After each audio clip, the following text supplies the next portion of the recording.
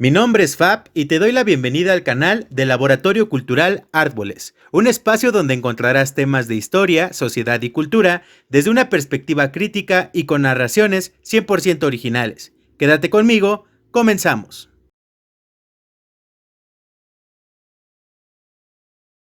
Bienvenidos al contenido complementario de la miniserie La Revolución Mexicana. Por tanto, si aún no has visto las dos partes de dicha miniserie, te recomiendo las veas antes de iniciar con este complemento, ya que el contexto es fundamental para su correcta comprensión. Dicho esto, el tema es el Plan de Ayala.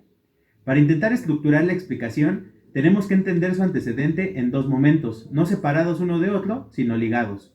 El primero, Andrés Molina Enríquez, escritor que ya tenía algunas publicaciones que demandaban el círculo de poder conformado por latifundistas, hacendados y caciques que habían aparecido tras el juarismo, publicó un libro llamado Los grandes problemas nacionales en 1909, que criticaba fuertemente los problemas del agrarismo en México. Dicho documento sirvió de inspiración a algunos personajes que posteriormente representaría ideológicamente a algunos grupos armados del índole agrario.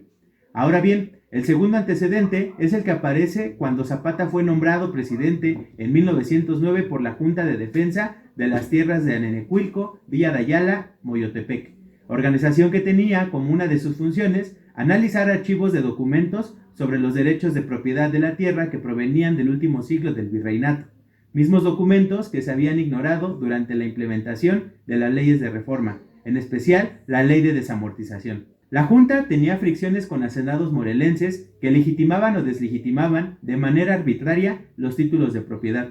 Siendo esta situación, la Junta se vio involucrada en varios levantamientos contra hacendados en Villa de Ayala y después se vio fuertemente simpatizado al movimiento antirreeleccionista por una de las propuestas dadas en el Plan de San Luis, que Francisco Ignacio Madero había pronunciado y donde se proponían devolver las tierras que habían sido tomadas por los grandes latifundistas. Hay que decir que esta premisa había sido retomada por el partido antirreeleccionista para ganar fuerza a su movimiento insurgente, más por conveniencia que por amor a la causa.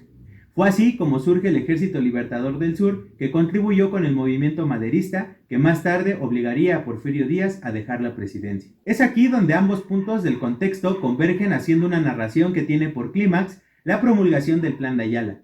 Después de que Porfirio renunciara y mientras trascendía el itinerato presidencial de León de la Barra, Molina Enríquez demandaba al gobierno interino, personalmente al secretario de Gobernación Emilio Bazúquez Gómez, que atendiesen dichas problemáticas cuanto antes, pues las mismas habían sido determinantes en el triunfo del movimiento revolucionario que había logrado la renuncia de Díaz.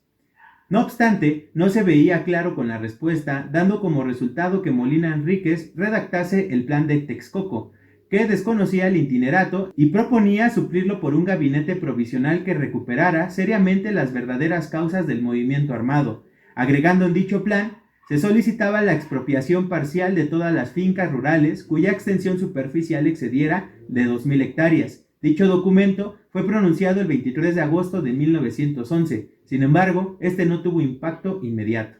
Seguido de esto, al tomar posesión Francisco Ignacio Madero, tras haber resultado favorecido en las elecciones el 6 de noviembre de 1911, era notorio el incumplimiento de los puntos de interés agrario en el Plan de San Luis. Esto le valdría una ruptura con una de las facciones más importantes, los zapatistas. Como resultado de dicha ruptura, el 28 de noviembre del mismo mes, tan solo 2 meses después de haberse promulgado el Plan de Texcoco, Otilio Montaño, profesor de profesión en Morelos y uno de los generales principales del Ejército Libertador del Sur, redactara junto con la presencia de Zapata el Plan de Ayala, uno de los documentos más importantes en la historia de México y, por supuesto, uno de los más significativos en temas de agrarismo en el mundo. Otilio Montaño se considera uno de los ideólogos principales tras la figura de Emiliano Zapata y mismo que queda oculto tras el simbolismo que se le ha cargado a Zapata. Cabe destacar que el Plan de Ayala será la bandera discursiva por el cual el Ejército Libertador del Sur sostendrá su propia lucha dentro de este proceso en los siguientes años. Dados estos acontecimientos, el Ejército Libertador del Sur empleó una postura que lo pondría cara a cara con los siguientes gobernantes si no se atendía a dicho pronunciamiento. De ahí sus reformas que también desconocería por traición al mandato huertista y el nombramiento militar de Pascual Orozco, otro líder revolucionario del norte que, si bien había estado contra Díaz en un primer momento, en el golpe de estado encabezado por Victoriano Huerta se le uniría. De ahí que Zapata lo llamase traidor. Dado los acontecimientos de los siguientes años, tras la caída de Huerta, a Zapata se le sumaría Francisco Villa en el Pacto de Xochimilco, pacto que retomaba el Plan de Ayala y por ende reafirmaría una clara intención de lucha por parte de las facciones revolucionarias, villistas y zapatistas, frente a las intenciones propias de los constitucionalistas representados por Venustiano Carranza.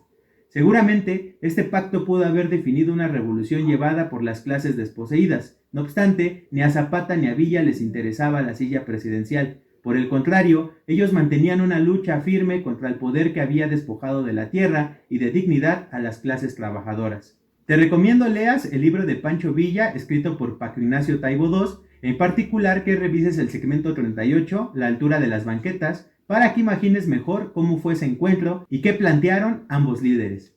Para ir cerrando, el artículo 27 de la Constitución mexicana no logró recuperar las premisas del Plan de Texcoco, ni tampoco ninguna del Plan de Ayala. No obstante, fue lo más cercano que se obtuvo gracias a la lucha revolucionaria encabezada por el zapatismo y el villismo, facciones que después de que Carranza ganara, quedarían sumergidas en el olvido y infamadas por el bando ganador, lo que les costaría su lenta extinción. Como conclusión, dicho documento queda en los anales de aquel contexto histórico, pero los puntos 6, 7 y 8 de alguna forma siguen sostenidos por el contexto actual, y los problemas de la propiedad en el país que nunca se han podido resolver, de alguna forma siguen presentes en los grandes problemas del país. Por ejemplo, las luchas dadas entre pueblos, como en el caso de las Chimalapas entre Chiapas y Oaxaca, los megaproyectos que atentan contra reservas naturales, y por ende a territorios de pueblos originarios, como pasa con los manglares en Cozumel, los ríos Yaquis, la tierra sagrada de Wirikuta, que está siendo arrasada por mineras, los grupos pesqueros del Istmo de Tehuantepec que fueron afectados por los proyectos energéticos privados, la instauración de clústeres empresariales a lo largo del país, inclusive el despojo de tierras a la comunidad de Atenco.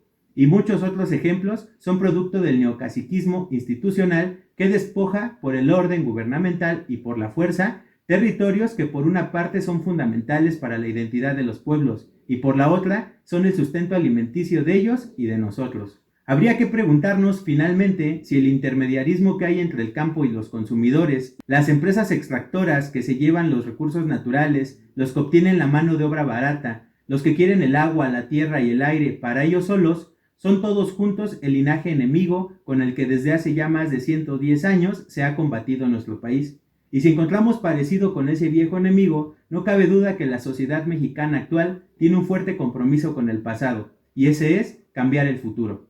Como ves, las ciencias sociales se ligan entre sí y dan para más. Espero te haya gustado mi contenido y quedo en espera de tus comentarios. Hasta la próxima.